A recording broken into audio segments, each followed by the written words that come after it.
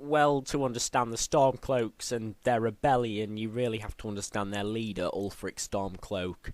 We'll get started with him, I guess. At a young age, his father, the Bear of Eastmarsh, one hell of a cool name, he's the Jarl.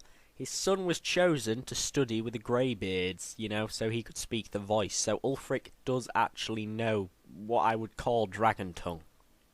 Anyway, when the Great War happens, which you might want to go see the video for that to get it, Ulfric is called forward despite the teachings of pacifism from the Greybeards. Anyway, I won't go into too much detail about the war. Basically, elves don't like men, Nords are very much on men's side, Ulfric gets captured, an agreement's made, peace is happy, haha, you can't worship Talos anymore. Which is very bad, because in case it's not obvious, trying to get people to abandon their entire religion and livelihood, it's not as easy as it may even sound. Ulfric, being a Nord, he's not happy about this. He wants to be able to worship Talos as his forefathers did, as the Greybeards are linked to Talos in many ways and he studied under them. It's very annoying for him to then just be told that, oh, you're not allowed to worship the god you did, especially considering how he fought for the Empire. He and his men bled, and now the Empire's sort of backstabbed him and said, oh, you're not allowed to worship your god anymore, thanks for fighting, please get in a queue and buy a t-shirt. If anybody hasn't clocked on yet, I am a supporter of the Stormcloaks in, well, the game. But I'm trying to give you an unbiased opinion, but it's quite difficult. Anyway, on with the Markarth incident. The Markarth incident's basically when Reachman, or Forsworn, took the city of Markarth. Now, the Forsworn are basically a Breton-Nord hybrid. They're kind of more from High Rock than they are from Skyrim, but they believe that the Reach, the hold that Markarth controls, that belongs to them. They believe the Silverbloods, which control all the mines, etc., they're stealing from them, and basically they believe that all of this is theirs, the Nords can get out. Anyway, the Forsworn go and they take over the city. The Jarl of Markarth is killed and a new one is declared, but the new Jarl isn't even in the city at the time, so he ends up going to Jarl Ulfric for help.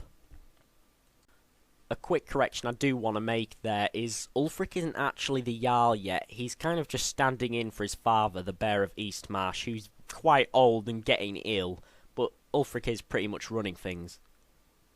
Ulfric, who still has quite a big militia who will eventually turn into the Stormcloaks, offers to help the Jarl of Markarth turf out the Forsworn. It works. Ulfric completely kicks out the Forsworn and shouts them apart. He does actually use the power of the voice, which is a big no-no in the Greybeards' books. Anyway, the Jarl of Markarth's allowed back into his city to come retake it under one condition. Talos worship, which had been completely banned under the White Gold Concordact, is allowed again. So basically, they're breaking the Empire's rules and the Old Mary Dominion's kind of peace treaty, which does not go down well. The Empire sends a legion of troops to reinforce Markarth and stop the Forsworn from taking it again. And when they arrive, they're denied entry into the city by Ulfric and his troops. They say that they will only be allowed back into the city if the worship of Talos is re-legalized, so they can worship their gods. Now, the Legion wants to get Markarth back as quick as possible, but they're not going to start going and letting people worship Talos again, because that risks going to war with, yes, the Old Mary Dominion. And man knows that if they go to war with the Old Mary Dominion again, they're going to lose, which is not good at all. So they say, oh yeah, fine, you can worship him all you want, yeah. Ulfric believes this, which really annoys him for what happens next. The Imperials basically imprison him, retake the city, ban Talos worship, and that's it.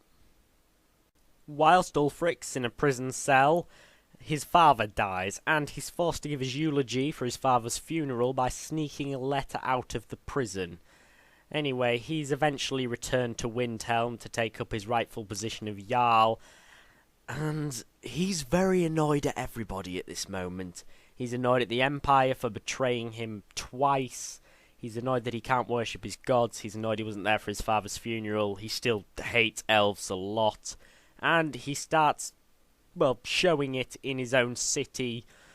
The Dunmer's taxes go up. Argonians aren't even allowed in the city.